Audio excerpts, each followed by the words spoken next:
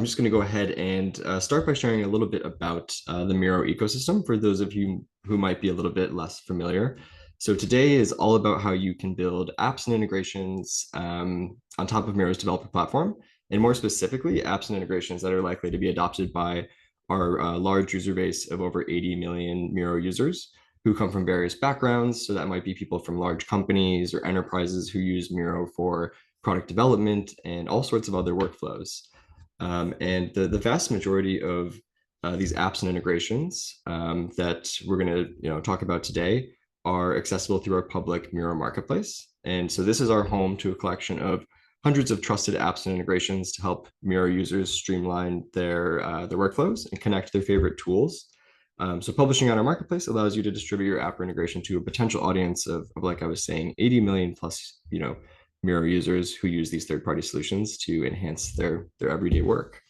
And of course, there's more opportunity should you wish to like monetize your apps or integrations or anything like that. And so we'll dive into a little bit of all of this today. In addition to the opportunities in general, we also have what we call developer benefits. So developers are eligible to receive benefits such as one-on-one consultations, a complimentary Miro business plan, an app promotion, of course, if you publish a public app. So that's another thing to keep in mind today. If you're just getting started with the Miro ecosystem and you're curious to learn, like what's in it for you and where the opportunities are. So with that, I'm going to drop some more details in the chat here about what these benefits are so you can check them out in more detail if you're interested. Now, before we jump into all the fun stuff today, just a quick note about our hosts today. So for those of you who are new to our community, my name is Will Bishop. I'm a developer advocate here at Miro. Really passionate about web development and product, but especially when it comes to building Miro apps. I've been at Miro for about 3 years, and I'm really excited to dive into some more details around our ecosystem today and how you can build Miro apps of your own. But it's not just me here on the Miro Developer Relations team, also joined by Horia Prutu, who I'll hand over to introduce himself as well. Hi, everybody. My name is Horia, and I'm excited to be here today and talk to you all about building Miro apps, something I'm very passionate about. In general, I'm passionate about emerging technologies like AI and blockchain and open source, and then also app examples. And I just dropped the Miro board in the chat, so if you want to just follow along to check our slides, you can do that. And then, I'll pass it back to Will. Awesome. Thanks, Horia. So a quick overview of some of the key topics we're going to dive into. So to start, we'll quickly tell you a bit about the Miro Developer Platform's main capabilities and some common Miro user personas. Then we're going to go and dive into some of the finer details around building secure apps. We'll raise some important points around marketplace app requirements, walk through building your developer presence, and then get into some details around what admins look for when approving Miro app integration for an organization. And of course, we're going to have time for Q&A at the end. With that said, like if you have questions, feel free to drop them in the chat throughout, and we'll try to get to them, throughout the webinar.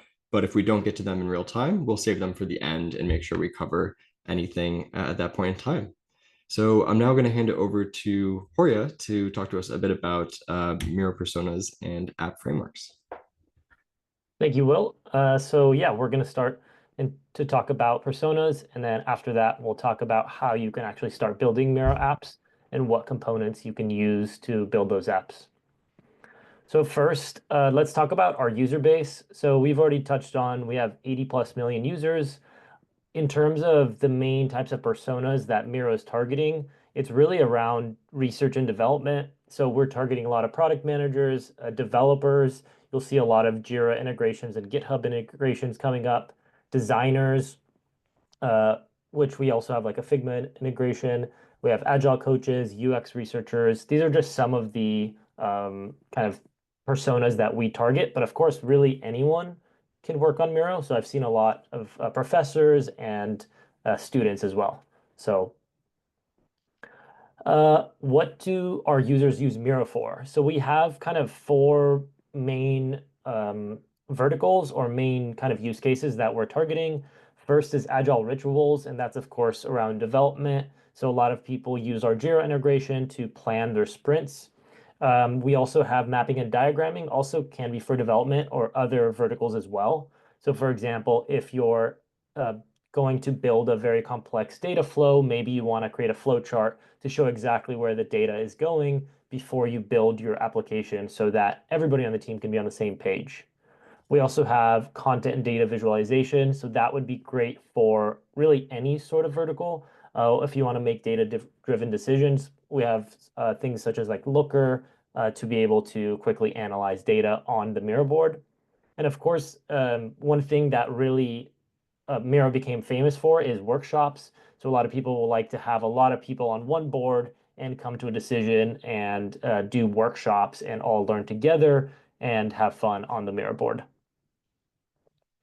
We're going to be going through a few different app examples throughout this webinar, and the first will be a diagramming app example. Hopefully, some of you are familiar with this one. This one is draw.io, and if you look to the right, actually that is a diagram that we can edit. So if you click on that pencil icon, that will take us into the draw.io integration. So here we can change one of the fields. Instead of current time, we can say date. And once we click save and close, that should actually update our diagram in real time. And then we can move that around, and then we can kind of comment on it and use all those great Miro collaboration features that we all really enjoy. So this is one of my favorite apps that I use day to day. This is the Jira integration. So a lot of Will and I's work is within Jira. So if we want to quickly take a look at what we're working on, we can just add this as a card. So right now I have the priority as critical, but let's just say we changed our priorities and I want to make it to minor. In a couple seconds, if we update that, it'll be updated on the board as well. So I think Will, if you just go down and I think scroll down and click update, that should update that little red arrow to update that priority. And if you hover over that little icon, that could kind of show you the different icons and fields that we have in our app card. So that's a really fun one. I think our users really enjoy this integration. So this is the Jira Cards one. Now let's talk about the frameworks and the components that we give developers to build apps. The three that we're going to focus on is the Web SDK, the REST API, and Live Embed. And we're going to show some examples of each of these. And the most important thing to understand about the Web SDK is that it's basically for apps built directly on the board. So when someone's interacting with the board and has the board open, that is when we will use Web SDK apps. So you really need to have a board open and be interacting to be using these apps. REST API apps are different in that the board doesn't need to be open. So you can use REST API apps to create boards, to copy boards, to get analytics, to do a lot of different things that maybe are more backend focused. And these are great to automate certain processes within your company and maybe add users to certain boards and things like that. Live embed is also a really cool feature that we'll show in our documentation really soon. And this is being able to just embed a Miro board into your website. And that's really fun in that you can kind of have yeah, it's just a really cool way to embed Miro into wherever you want. So now let's look at an SDK app. What does it look like? So the SDK app lives on the left sidebar. We are looking into other ways of exposing this app, but right now it's exposed on the left sidebar. So there's a little plus icon, and you can search for your apps there. And then once you open it, you'll have some sort of panel or modal that pops up. And that's kind of what you saw in that Jira Cards integration when you clicked on the expand button and you got all those list of fields where you can update them. And basically this is all programmable. So you can always create custom UI. And now let's look a little bit into our Web SDK docs. So as you're building your Web SDK app, what's really, really great is that you can test inside of our docs, which is really cool. So this is the live embed feature I was talking about. So on the right, you can see our Miro board and we have one sticky there, but Will, if you change that content of the sticky note to say something like "Hi from the webinar," I think it's a really nice way to really be able to code without really, setting up your IDE, setting up your app. Um, you might have to try Oh yeah, delete might need that. to use a different board here. So actually we can change the board by clicking select another board. Oh yeah, so that might have been on. So yeah, what's really nice is that you can select different boards. You can test this on different boards, and you can run that code right within this editor, and it's all live. So that's a really, really great way to test different things. And then let's see if this will. So we can basically run this and create a sticky note right on the board for our webinar. Um, and if It we, it's fun to figure out where you've created the sticky note as well. oh, So there it is. Okay. we see a little response here and It's see where it is on the board. It's up here. Let's zoom in a little. There we go. So there's of course an SDK method to also zoom into a particular item. But yeah, we just created this one right here. So yeah, what's really nice is, yeah, as you can see, you can do debugging right on your board. So great way to test out different methods without having to set up a full app. So that is the Miro Web SDK and using Live Embed in our docs. Now let's take a look at building REST API apps. So let's use this quick method. So we make it really easy for developers to use our REST API methods. One thing that we do is we have that get access token button. So you can just click that and it will generate an access token. You just have to select a team you want to run this API on. So then it'll automatically generate an access token for you and you click try it and it will just run that API command.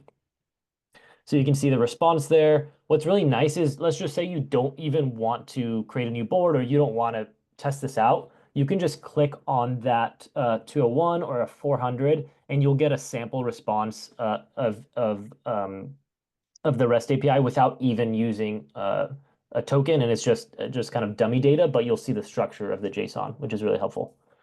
So yeah, those are some quick examples of how to test within our docs and then within our Web SDK docs and REST API docs. And now I'll pass it to Will to talk about building secure apps. Awesome. Thanks a lot, Horia. So, yeah, as the purpose of this webinar is to talk about building enterprise-ready apps. So not just like your run-of-the-mill, like fun application, but something that could be adopted by like a large organization. We want to talk a bit about what you can do to instill confidence in enterprise organizations that lead to adoption of these kinds of apps and integrations. And usually that means putting security and data integrity first and foremost in your app development. So there's a lot of ways to think about it, but let's break it down just a little bit here.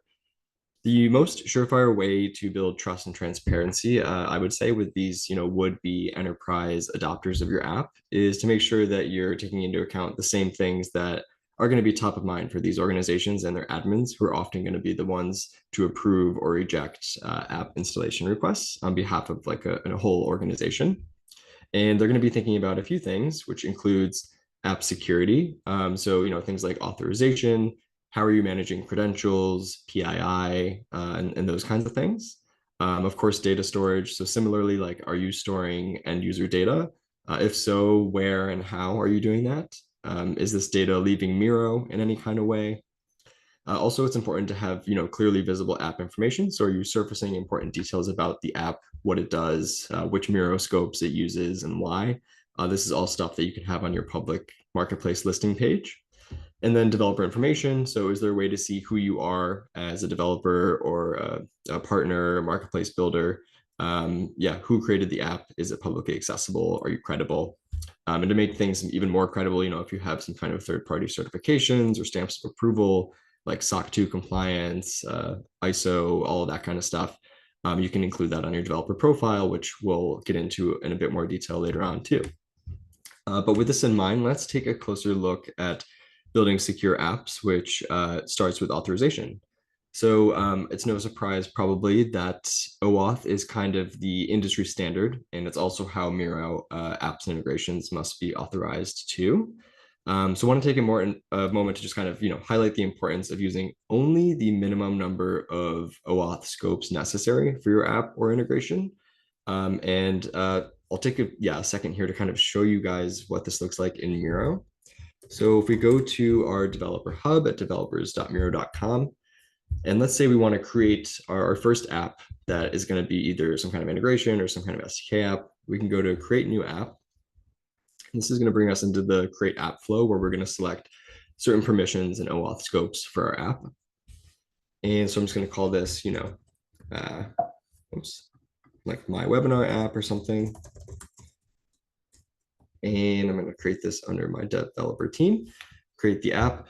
And this is going to generate a client ID and a client secret that we're going to be able to use for the OAuth, flow. But then the thing I really want to point out here is the permissions, or what are more commonly known as OAuth scopes.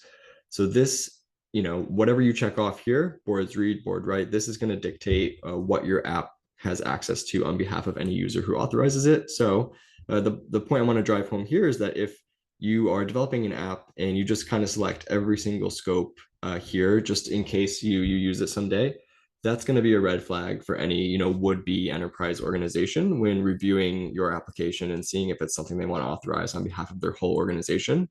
If you are building a simple API integration and all it needs to do is like read information from an account, then you really just want to use that one scope to make sure that people who are reviewing the app know that you're not trying to access more information than you truly need, because that inherently adds more risk, and makes it less likely that people will adopt your app. So just keep that in mind, especially when it comes to OAuth, making sure you're using only what you need. And this is also going to be something that would come up in the Miro side of the app review as well, something we look for.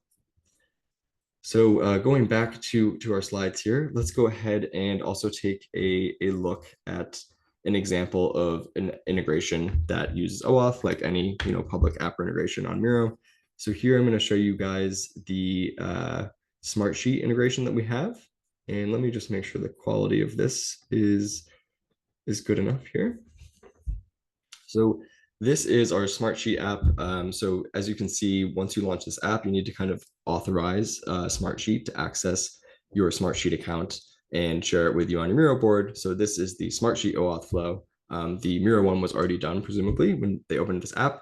But when you're accessing the details from Smartsheet here, it's because you've already securely authorized it. And now you have access to all these things that you can import from Smartsheet onto your Miro board and use them directly in Miro. So this is a very kind of common use case where you're importing cards that have some kind of uniform fields.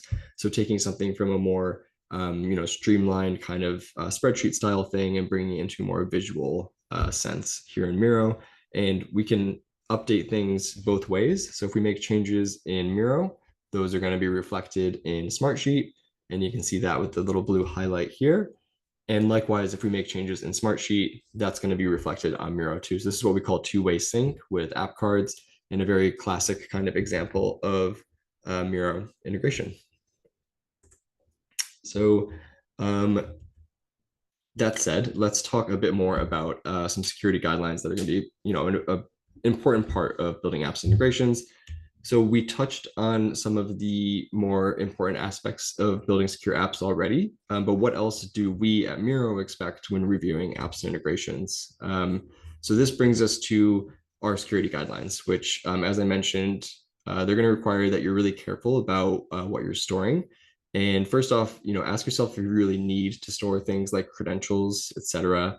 Beyond this, there's also more obvious things like not hard coding API keys or access tokens, encrypting any sensitive details if you do have to store them, not caching any sensitive data, all things along these lines.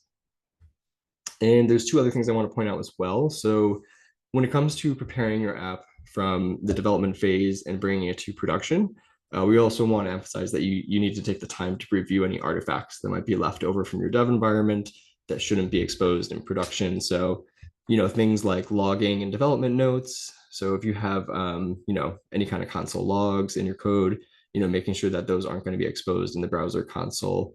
if left, unkept before you go to production. And also want to touch on vulnerabilities. So Miro's security team will review and require that apps are free of any medium, high, or critical vulnerabilities. And we use the OWASP guidelines. So if you're familiar with OWASP, it's basically an open source foundation that sets a lot of the industry standards for projects and their dependencies. So they actually have a free dependency check that you can use straight from the command line to check your app or integration during development. So definitely recommend using that in advance of publishing your app on our marketplace. And yeah, just to kind of summarize here, a lot of the important details that I've just talked about are available in our documentation for our marketplace. So if you go to developers.miro.com and you click on marketplace, you're going to see a whole section on getting ready for the marketplace and our different policies. So here we have the security guidelines that you can see in more detail. And then we also have a lot of other stuff on there as well. So definitely check that out. So now I'm going to hand it back over to Horia to touch on marketplace app requirements in a bit more detail. Thank you, Will. So let's talk a little bit more about the submitting to the marketplace.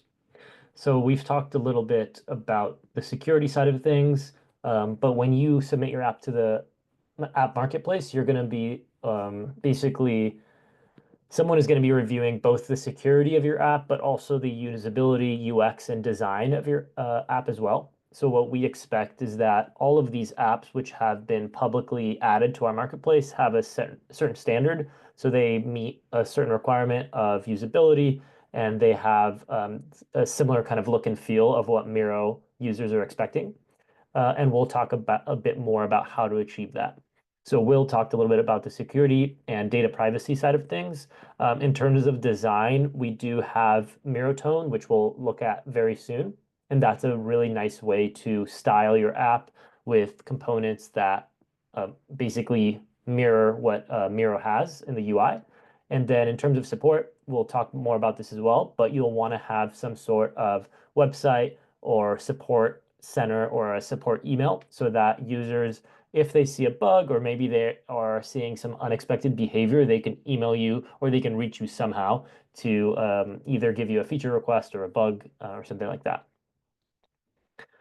So now this is the marketplace listing guidelines. We're not going to go through everything here, but when you're ready to submit, this is going to be your one page to ensure that you're following all the right guidelines, such as your logo, your visuals, and things like that. Um, Here's an example of a really great app that was launched maybe a few months ago. And this one is the GitHub for Miro app. This is similar to the Jira app in the way that it looks, in that the way that you export things from GitHub, you'll get a card, but you can see the logo in the bottom right of that card is GitHub. So you can easily see when you're on your board that it's not a Jira issue, it's actually a GitHub issue. So this is great for development teams, and you can see here that they have all the information about the app. They have the permissions that the app asks for. They have the pricing here. And then if you go down to the about the developer section, you can also read more about who the developer is, and it also shows the key features in here. And this is basically something that you'll fill out as you, oh, can you go down a little bit more, Will? I want to show that go up a little bit. So there should be a support link if you go up just a little bit more. Yeah, there you go. So you have at least the website of the developer and also a support link as well. So that's also very critical when you're submitting your app. Awesome. And here's the Miro Tone kit. So basically, Will, if you want to just show that link really quick, I just wanted to show what the website looks like. So Miro Tone, like for example, if you click on button on the left sidebar or radio button or anything like that, um, or just any of like input is fine too. Doesn't matter. Yeah. So what's really nice is that you have this kind of code snippet that you can just copy and paste. So as you're building your app, if you just want a button or if you want an input or a checkbox or anything like that, you can have that these code samples that are ready to go for you. So yeah, this is kind of what we recommend as you're building the UI portion of your app. So this is our Miro Tone UI kit. And we also showed this earlier, but you're going to want to transparently display pricing details. So if your pricing's free, that's very simple. But if you have a more complex, maybe a freemium model, then you're going to want to make sure to transparently display that to users. Awesome. I'm going to pass it back to Will to talk about building your developer presence and brand. Awesome. Thanks, Horia. So I think we've got a great grasp now on like how to get your app published on Miro's marketplace and what that process looks like, what we're looking for. But how can you ensure that you, as a partner or a developer or some kind of builder, have a strong presence across Miro and are transparently displaying your offerings to Miro users? So while development is kind of half the battle, creating a strong developer presence on Miro is another important factor that end users are going to consider when browsing our public collection of 160 plus apps and integrations. So by leveraging just a couple of key developer resources, you can highlight your experience, present yourself as a trusted Miro partner, and utilize the tools I'm about to talk about to make sure you're growing your brand or your business as seamlessly as possible. So the first amongst these things is marketplace profiles. And these are essentially the front door to your organization on Miro's marketplace. So it's a landing page with an overview of each of your published apps or integrations. And it allows you to display your brand, logo, your description, contact details, and all that good stuff. And we know from experience that end users are far more likely to authorize an app or integration that has been built by a trusted partner whose profile showcases their work and business details, and same goes for admins who are looking to approve or reject an app that's been requested by someone in their org. So to just show a quick example here, well, first you can find more details on marketplace profiles in our docs under that same marketplace section. But what does one of these look like? So here's an example for one of our partners, Service Rocket. This is their marketplace profile. So as you can see, it shows their average rating across all of their reviews for all of their apps. It shows how many people are using their apps, where they're located, contact support, all these kind of important details, including compliance. So really kind of your one-stop shop for seeing who this developer or builder is. And a lot of those sections we talked about. So you can add your business description, the categories you focus on, and this page is also going to highlight all of the apps or integrations you have published on our marketplace. So you can see here they have several different apps integrations published. So really important to leverage this page to showcase your work on Miro. Now I want to talk just a little bit about app reviews. So let me just jump back into the slides here. So another important part of maintaining your reputation on Miro's marketplace is to make sure that you're listening to your user base and understanding their feedback. So leveraging our app review management capability is a great way to keep a pulse on this by monitoring reviews that users have left on your apps. And this includes like a 1 to 5 star rating and an optional description field. So we just released this recently, and we're really excited to give developers the ability to have more insight into how their app's being received. And once you have a published app or integration, you'll be able to see a page like this that shows all the reviews you've received from Miro users, including the date, the optional description, and the rating 1 to 5. And then, of course, if there's like an erroneous review or something you think that is not fair or spam or something like that, you as the developer have the option to flag a review for us to take a closer look and see what might be going on there. So just another great way for you as a developer or partner to understand what's happening with your app and how users are receiving it. And then kind of in the same vein, I want to talk a little bit about app metrics. This is like, one more tool we offer partners and developers. So app analytics are available to, basically empower you with, powerful data and insights about your app's usage and adoption. And basically by, regularly monitoring and analyzing these metrics, we hope that you can kind of adapt to, the changing dynamic of who your users are and create more successful, user-centric kind of applications. So you can view details like installations, organization usage, customer account breakdown, etc. And this is also available via API. So if you're a developer, you can use a specific endpoint to get all these details programmatically as well. So let's just take a quick look here.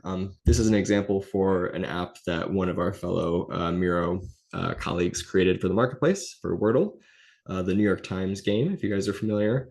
And you can see here we've got a breakdown of all of the information that could be really valuable around usage. So total installations, how many unique users have installed the app, organization usage, so how many unique company accounts have authorized your app or integration.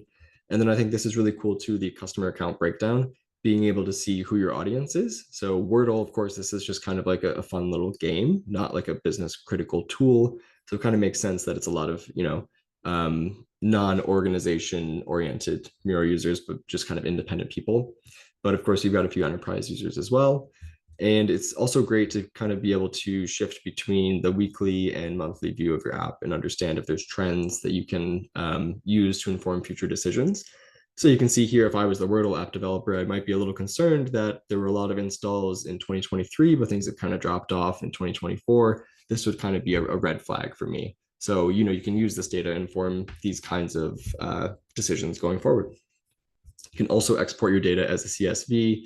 And we actually are going to publish a video shortly on our YouTube channel that really dives into our analytics capabilities for developers that Horia has walked through in even more detail. So keep an eye out for that later on as well. And I'm going to hand it back over to Horia to dive into what admins are looking for. Thanks so much, Will. So yeah, let's talk a little bit more about everyone's favorite topic, admin approvals.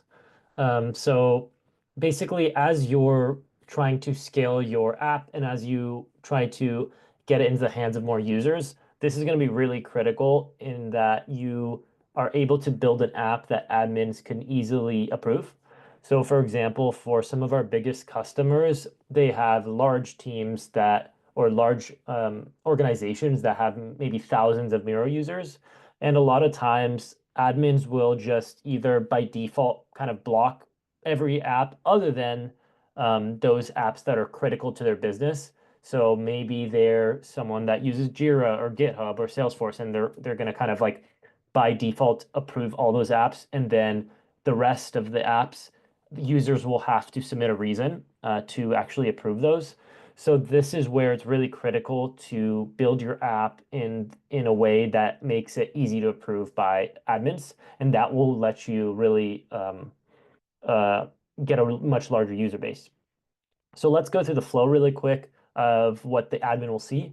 So let's say that currently I'm working in an enterprise where I'm using Asana day to day, but my admin hasn't approved it yet. So let's say I want to add it. I just click on this add more apps and I click on Asana.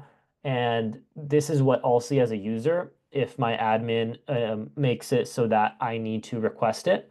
So I have to select a reason. So let's just say the reason is I'm using it day to day for my sprint planning.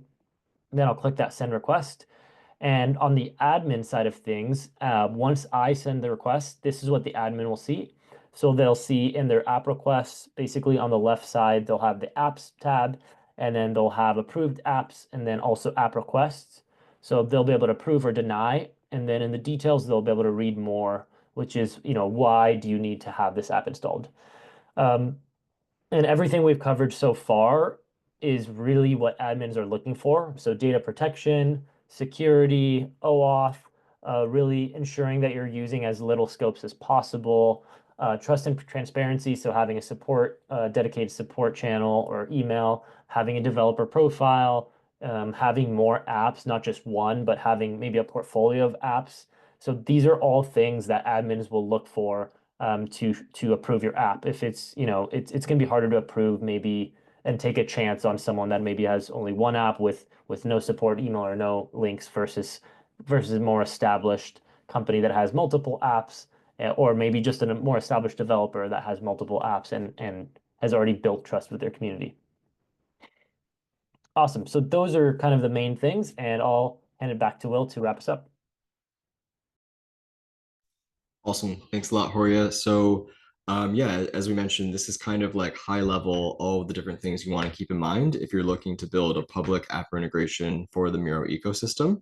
Hopefully, this has been helpful for you all.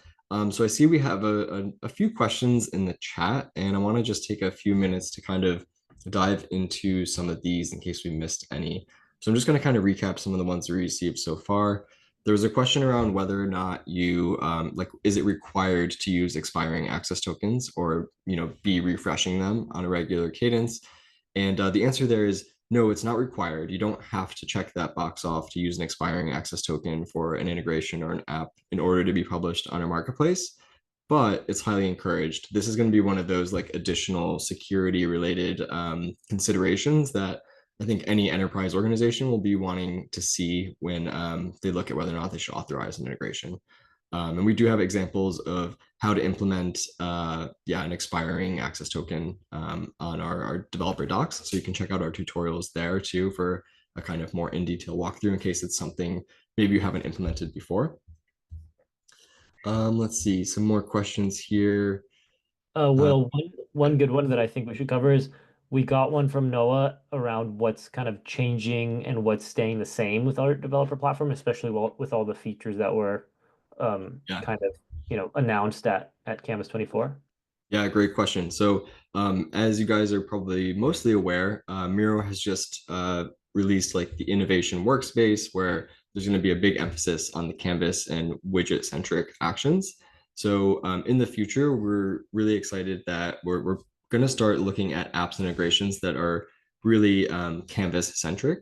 So, at the moment, a lot of our apps are, as you know, kind of launched from this sidebar. But in the future, we're going to have more opportunities to play with things where you can actually create widgets directly on the board. So as a developer, this is what the future is kind of heading towards. Of course, we're still going to support our REST APIs and our Web SDK and these apps that you can create right now. But coming into next year, there's going to be a lot more opportunities to get even more creative with some of these more like kind of composable workflows and more custom types of widgets and actions. So something to look forward to.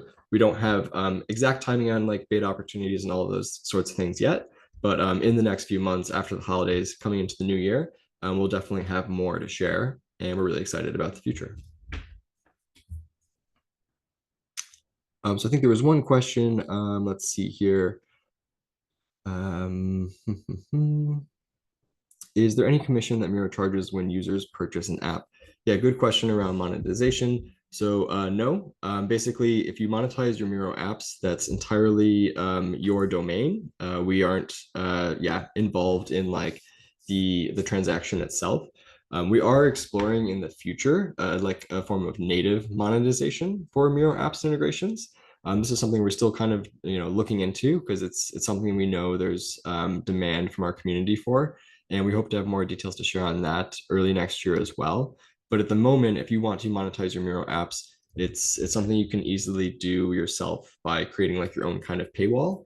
And actually, we have a section in our developer docs, which I can show you guys here around monetization and some recommendations. So if you go to our marketplace and you go to monetization here, you're going to see we have a few different examples of how you can monetize your Miro apps with Stripe or Saleable, and some demo apps to go along with it. But to give you just a bit of a sense, we have a number of apps and integrations on our marketplace that are monetized and use some form of a paywall to either have some sort of like freemium subscription where the app's free to begin, but then if you want to use it beyond a certain time or consumption, then you need to pay. Or if you want to put certain features or capabilities of your apps behind a paywall, that's another approach we've seen too. So definitely recommend checking out these guides if you're interested in monetization. I think we had a few more questions in here. Let's see.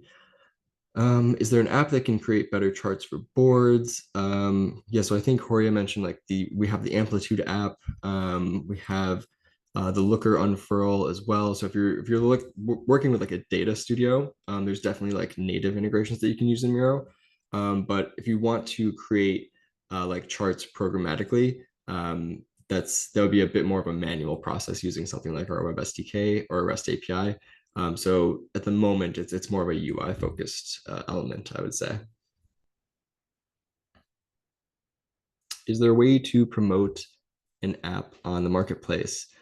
So as we were saying earlier, part of our like developer benefits is working with you on an app promotion plan. So if you create a public Miro app or integration, we'll connect with you and ask, what channels you have available to yourself and what channels we can make available to you too. So, we have things like a YouTube channel, a newsletter, social media, like all sorts of